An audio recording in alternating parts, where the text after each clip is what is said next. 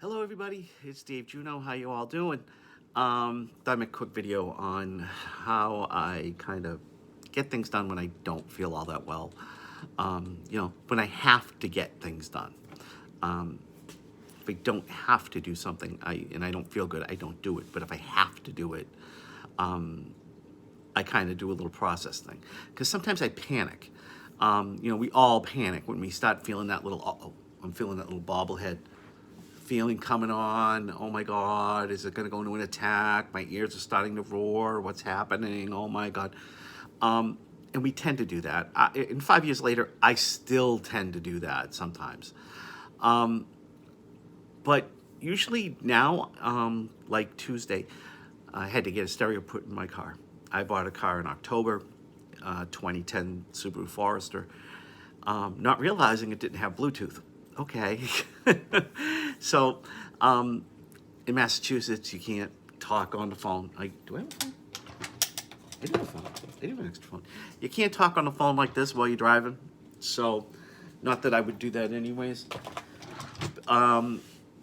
So I wanted to get a new stereo with Bluetooth and this and that. And I got a Sony head. They call it a head deck now, not a stereo, a head deck, and with Apple CarPlay because I have an iPhone. And basically, I just plug my phone into the stereo or head deck, and it's like having my iPhone on my radio, and it's great because I like to listen to a lot of XM radio, and I have the XM app.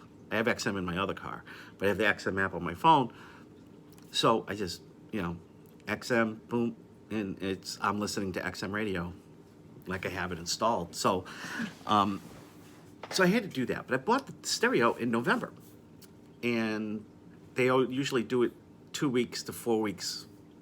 They'll install it 2 to 4 weeks later. So I had an appointment to have it installed in December 4th. I had to cancel it. I was in such a bad vertigo attack. There was no way I was getting in that car to go anywhere. Didn't care. I wasn't taking meclizine.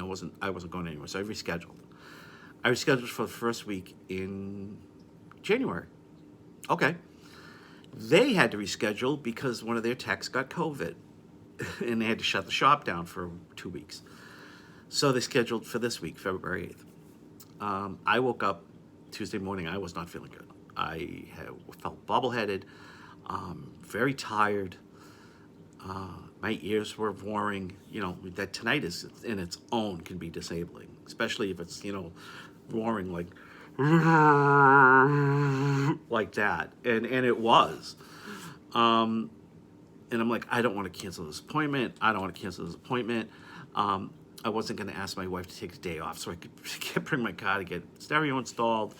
I wasn't going to, do anything like that. I knew it was my son's only day off from work, so I wasn't going to ask him, hey, can you drive to Webster, then take my car to Best Buy? No, he's got his own family. He needs his rest. He needs whatever. So, okay, I slowly talked myself into I can do it. Yes, I can. And I ended up taking a meclizine before I left the house, and everything kind of settled down. Meclizine doesn't make me as sleepy as like a Valium will knock me out. So I was like, okay, so I took the meclizine, grabbed a cup of coffee with me, and off I went. And I got there, and they're installing it. It's gonna take a couple of hours. So they were like, oh, you can go in the home theater section, watch TV, do whatever you want. And I said, oh, okay. And so before I did that, I walked around the store because, I'm always interested in what's new and how much this is and how much that is, especially electronics. And kicked myself in the butt because I bought myself a computer 2 weeks ago, and I could have just went to Best Buy and got, a newer model for maybe $100 more. But that was okay. But yeah, and then I was looking at the IMAX and how much they came down in price, but they look kind of cheap now. So, I was talking to those guys. So then finally I'm going to go into the home theater thing and watch TV. So I went in there and I went in the home theater section, and I couldn't find a remote for this 85-inch television. So I was like, okay, whatever. I'll just, go on my phone and sit down and relax, put my feet up. And before I knew it, I was asleep. And a manager came in and said, probably had to have been about 15 minutes, 20 minutes later, "Sir, wake up. Sir, can you wake up?" Yeah, and he asked me, "Can I help you?" And I was like, "Oh, I'm getting stereo installed." And they were like, "Oh, okay. Do me a favor, please try not to fall asleep. You snore really loud. We can hear you through the whole store." And I was like, "Oh no." But I started laughing because I thought it was funny. And he did too. Everybody in the store did, all the workers and the people who were in there at the time. And they thought it was funny. It is funny. I thought it was funny too. I didn't get upset. I just was laughing. And people were pointing at me going, "That's him, that's him." And I'm just like waving like I'm some sort of celebrity. "Yeah, hi, how you doing? Hey, good to see you." And then I went back and started talking with the guys in the shop. They said, "Yeah, just first they wouldn't let me in near my car because of insurance reasons. And then when I got to the door just to see how they were doing, they're like, 'Yeah, come in here. You want to hold a flashlight? This, that, and the other.'" I'm like, "Okay." So that kept me awake. But I got the stereo installed and everything. And then I came home and, I rested the rest of the time. Now, if I had that rotational vertigo, there is no way in heck I would have canceled the appointment, and no way in heck would I have gotten behind the wheel of a car. That's dangerous. It's stupid. Pretty much like drunk driving. Being off balance or a little bobbleheaded is one thing, but the vertigo, we all know what that feels like. You can't see, you can't manage. Feeling off balance, well, it's not like you're getting on a motorcycle and driving where you have to balance. You don't have to balance a car. You just have to keep it straight with your hands. So you can do that. You can't do it with vertigo. Believe me, I tried about 8 years ago. It was not a pleasant ride home. So yeah, don't do that. But that's kind of how I push through the days when I have to absolutely get something done and I don't feel good. I take a meclizine and get done what I can and push through as hard as I can until I can't, and then I come home and rest.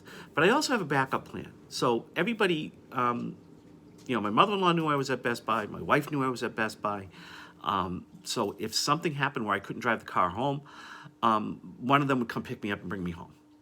So that's the other thing I wanted to say is make sure you have a backup plan. Now, I don't drive far, okay? Unless I'm going to see my daughter, which is out in Western Mass, which is a contingency plan because I could stay there until I feel better. Or I'm going to see my oldest boy, who's an hour away on the Connecticut border. Yeah, I could stay there. Or my son can drive me home, or my daughter-in-law could drive me home. My son could drive my car home. So there's all these plans, and I always, make sure people know what I'm doing. Like my wife, if I'm going somewhere, I actually text her at work and say, "Hey, I'm going here," just to let you know. And she'll be like, "Okay, text me when you get there, text me when you get home. Text me if you need a ride." Okay. Like yesterday, for instance, I actually was feeling good. I've had a really great day. And I ended up, I did text my wife. I said, "I'm at the church, and then I'm going to Waltham." And she was like, "Okay, text me if you need me. Let me know when you get to Waltham. Let me know when you get home, blah, blah, blah, blah, blah." Well, yeah. So I did all that. And, when I did get home, I wasn't feeling that good. But, after I got home for like an hour, I wasn't feeling good. But I felt good the whole day. It was a nice day. It was a warm day. It was about 55 degrees out up here, which is unusual in February. So, yeah, I felt good enough to do what I did, but I also let somebody know what I was doing, just in case. So that's kind of the key to it. And if you think of it that way, and if you make plans like that, or just to let somebody know what you're doing, that way if something does happen, you get a backup plan. I had made a video yesterday and about how sometimes people don't understand. And yeah, sometimes people don't. But the ones who don't understand, those are the people that you don't, tell where you're going. Because if they don't understand, you tell them, you got to go to a doctor's appointment. Hey, I'm going to a doctor's appointment. If something happens, I might need to text you. They're going to say, "See, there's nothing wrong with you." And so, don't do that. But, even if you got to take an Uber home and leave your car and then take an Uber back to get it later, always make that plan behind it. And